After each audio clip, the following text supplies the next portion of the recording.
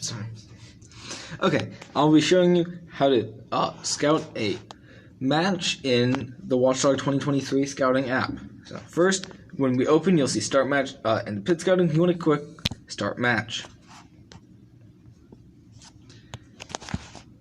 At the start of this, you want to put in the team number. We're going to be scouting 1712. Match number, let's say it's 1, and scout name, we're going to have this be Aiden. Then you want to say if they're blue or red alliance. Let's say they're red alliance right now.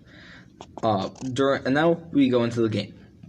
During auto, if they get mobility, click mobility. If they get doctor engaged, you can click that there.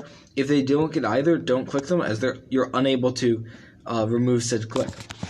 And then when they score, you'll click the corresponding button here. We have upper for cone and cube, middle for cone and cube, and a hybrid for cone and cube.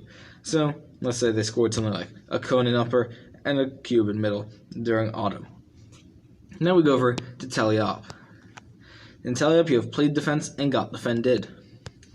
Let's say they played defense and they scored 2 cones upper, a cube middle, and a cone hybrid. It works the same way. If you make a mistake, you can just remove it with that minus button, and then we'll go on to the end game. In the game, if they're parking engaged or docking engaged or just docked, you can click it here. Let's say they're currently parking.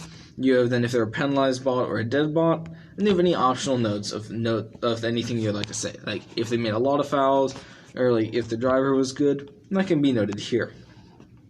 And then we'll go over to save. You can generate your QR code to scan to enter into the spreadsheet, or you could save file so you can manually enter it. Once you've done that, you can click New Match and start pit scouting again.